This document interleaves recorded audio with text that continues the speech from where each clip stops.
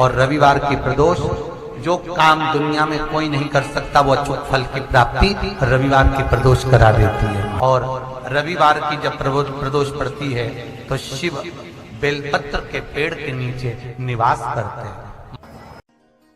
किसी व्यक्ति ने अपनी जिंदगी में एक नियम बना लिया कि मुझे प्रदोष के दिन बाबा देवाधिदेव महादेव को एक कमल का पुष्प चढ़ाना। और कई मौसम ऐसा होता है कि उसमें कमल का पुष्प नहीं मिलता तो कमल गट्टा बाजार में मिलता, देखा है आप लोगों ने, काला कलर का होता है कमल गट्टा। एक कमल का गट्टा भी यदि देवाधिदेव महादेव को, यदि कोई कितना भी दरिद्र है, कितना भी गरीब है, उसका कोई व्यापार नहीं, कोई व्यवसाय नहीं, कोई नौकरी नहीं, कोई चाकरी नहीं, कितना भी परिस्थिति से मारा हुआ व्यक्ति है, अगर उसने प्रदोष नियम बना लिया, प्रत्येक 12 महीने का मैं नियम लेता हूँ और पूरे 24 प्रदोष मैं बाबा को कमल का, जिस समय पर कमल का पुष्प मिल जाए उस समय पर कमल का पुष्प चढ़ाओ, ना मिले तो कमल गट्टा चढ़ाओ। पर जिसने प्रदोष का नियम बना लिया, एक साल पूरा नहीं होगा और मेरा बाबा उसका हाथ पकड़कर उसको मंजिल तक पहुंचाना था।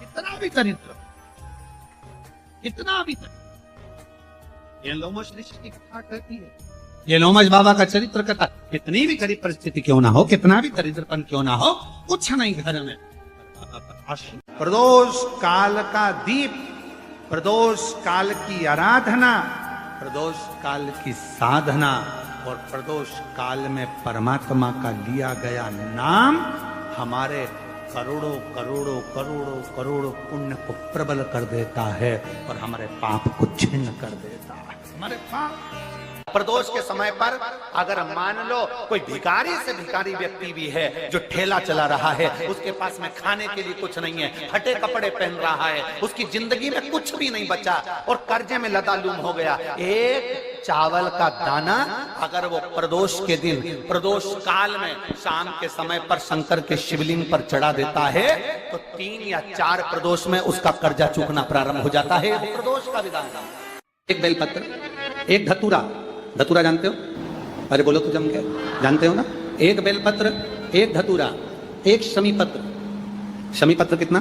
एक बेलपत्र, एक धतूरा, एक शमीपत्र और एक सफेद पुष्प, केवल एक सफेद पुष्प, एक आखा चावल का दाना। आखा का मतलब जानते हो? मतलब पूरा सेगा चावल का दाना।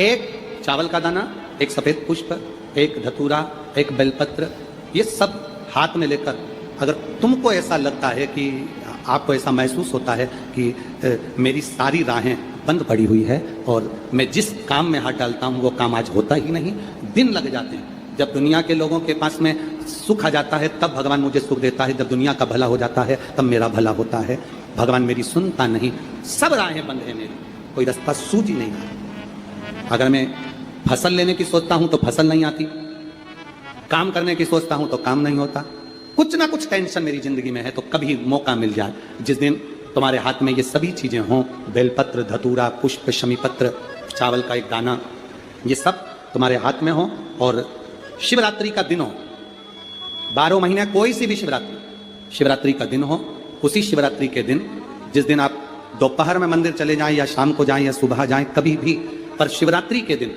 अपने हृदय में ध्यान कर कर और त्रिपुरारी नाम का स्मरण कर कर, कौन सा नाम?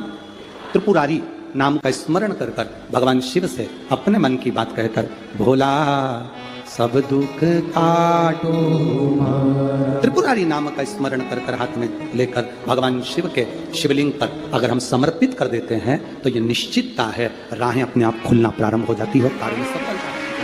त्रिपुरारी नाम सुख देने वाला। रविवार की अगर प्रदोष पड़ जाए, कौन से दिन? रविवार की प्रदोष के दिन ये प्रयोग अवश्य कर कर देखिएगा। ज्यादा बार नहीं करना है, केवल एक ही बार करना, बाबा स्वयं कृपा करेगा।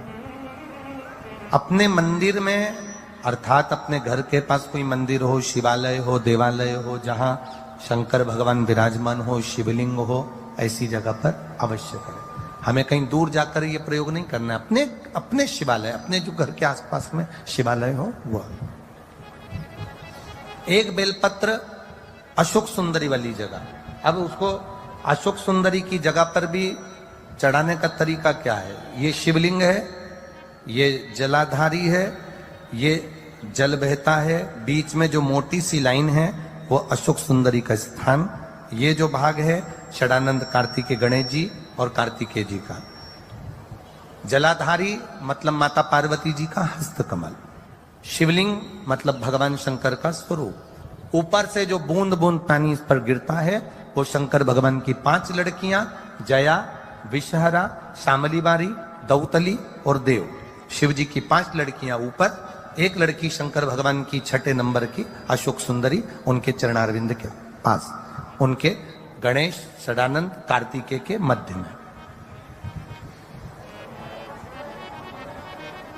जब हम बेलपत्र चढ़ाएंगे तो उस बेलपत्र को चढ़ाते समय आपकी जो बेलपत्र की डंडी है वो बेलपत्र, रविवार प्रदोष के दिन का ये उपाय है महाराज। ये बेलपत्र की जो डंडी है, इस डंडी का भाग शिवलिंग की ओर होना चाहिए। ये जो डंडी है इसका भाग अशोक सुंदरी पर जब चढ़ाएंगे तो शिवलिंग की ओर इसका भाग होगा महाराज। दूसरी, बेलपत्र को जब हम समर्पित करेंगे तो जलाधारी का जया, विषहरा, शामरी बारी, दौतली, देव। मान लो जलाधारी ऊपर नहीं है शंकर जी के, तो उसका स्मरण कर कर 5 कन्याओं का नाम लेकर जया, विषहरा, शामली बारी, दौतली, देव, इनका स्मरण कर कर शंकर भगवान के शिवलिंग पर बेलपत्र रखेंगे। बेलपत्र कहां रखना है? आप अगर यहां बैठे हो तो आपके विपरीत में डंडी का मुख होना चाहिए। ये बेलपत्र की जो डंडी है इसका मुख आपके विपरीत में हो। आप यहां बैठे हो तो डंडी उधर होगी, आप इधर बैठे हो तो डंडी का मुख इधर होगा, आप उधर बैठे हो तो डंडी का मुख इधर होगा। आपके ठीक विपरीत की ओर डंडी का मुख हो। ये 2 जगह बेलपत्र समर्पित करने के बाद तृतीय बेलपत्र शिवलिंग की जो जलाधारी है, जहां पर भगवान शंकर का शिवलिंग रखा है, वहां स्पर्श कराकर, केवल छुआना है, स्पर्श कराकर बेलपत्री के पेड़ के नीचे ही कोई कंकर हो, कोई शंकर हो या कोई मिट्टी का ढेला हो, नी हो, तो वहीं मिट्टी को थोड़ी सी ऊंची कर कर एक बेलपत्र बैठकर इस बेलपत्री की डंडी जड़ की ओर, मतलब जो वृक्ष होता है उस ओर इस डंडी का मुख होना चाहिए। ये 3 रविवार के प्रदोष के दिन शंकर भगवान पर चढ़ाई गई बेलपत्र से हमारा गया हुआ धन भी पुनः आने का रहता है और हमारा जो व्यापार बार बार बंद हो रहा है, शिव की कृपा से एक बार चालू तो चालू हो ही जाता है। प्रदोष के दिन अगर मालूम पड़े, रविवार का जब प्रदोष पड़ता है ना, तो कहीं आपके घर में सूखा बेर भी रखा हो, बोर रखा हो, तो शिव जी को चढ़ा देने से रोग बीमारी समाप्त होती है। रवि प्रदोष है, कहते हैं रविवार का यदि प्रदोष पर्व पड़े ना, और शिव जी को 3 चीजें रवि प्रदोष के दिन दी जाती हैं।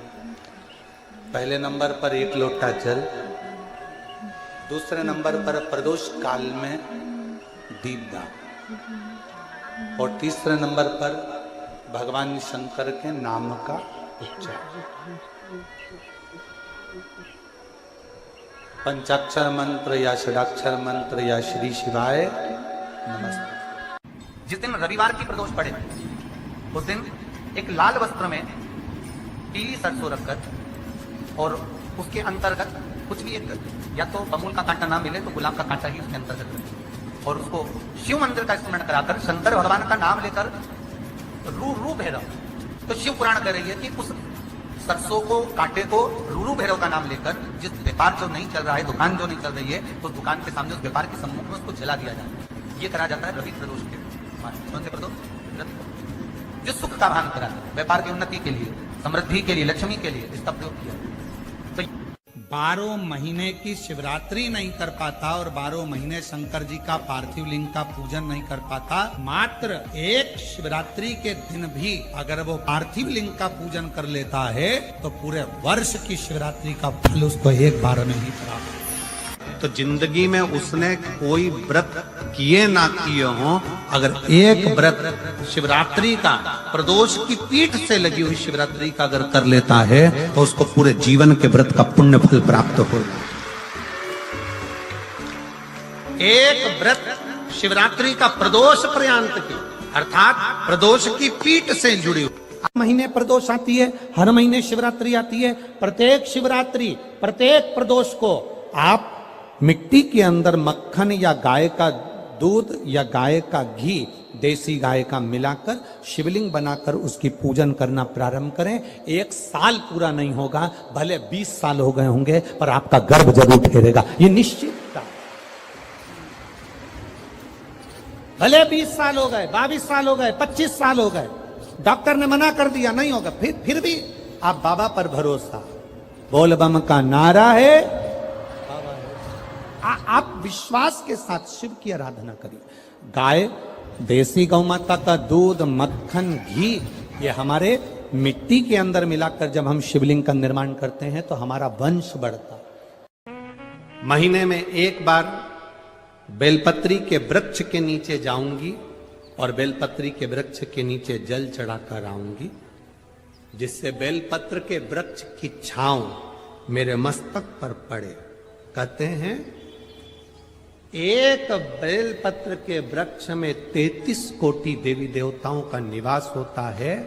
जब एक बेलपत्र के वृक्ष के नीचे हम जाते हैं तो ये समझ लें कि 33 कोटि देवी देवताओं की छत्र छाया में हम पहुंच गए।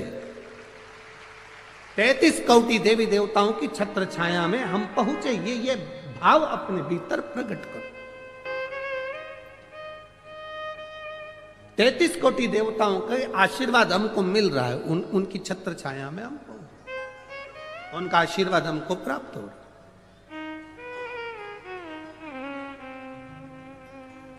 एक संकल्प अपने भीतर होना चाहिए। कितना भी बेटा क्रोधी हो, जिद्दी हो, चाहे अपशब्द कहने वाला, बेटा कितना भी जिद्दी हो, कितना भी क्रोधी हो, गलत संगत पर भी चल रहा है, तो निवेदन है शंकर के मंदिर में लाल चंदन और शहद, इन दोनों को बेटे का हाथ लगवाकर, जो गलत संगत में जा रहा है, क्रोध कर रहा है, चिड़चिड़ कर रहा है, बेटे से लाल चंदन और शहद का लेपन शिवजी के शिवलिंग पर जरूर करवाओ। शिवरात्रि के 12 महीने की कोई सी भी शिवरात्रि पर करा। पर नसों में तकलीफ रहती है, लोगों को गठिया का दर्द रहता है, गठिया बाय हो जाती है, उसके लिए भी हमारे यहाँ शास्त्र कहता है, शिव महापुराण की कथा कहती है कि बेल का जो फल होता है वो 12 महीने शिवरात्रि आती है।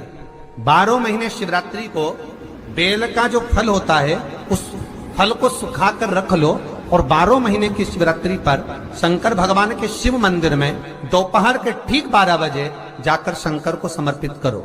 1 लोटा पानी चढ़ा दो, बेलपत्र समर्पित कर दो, उस बेल के फल को उठाकर लिया और उस बेल के फल को उठाकर उसका थोड़ा सा भाग अपने भोजन में या आहार में उसको ग्रहण करना प्रारंभ कर दो। बस थोड़ा सा। जो गठिया का दर्द होता है, नसों में जो तकलीफें होती हैं, वो तकलीफें मिटना प्रारंभ हो जाए। बस थोड़ा। जो कर्जे में डूबे हैं ना, बहुत कर्जा देना है गुरुजी, बहुत तकलीफ में जिंदगी चल रही है।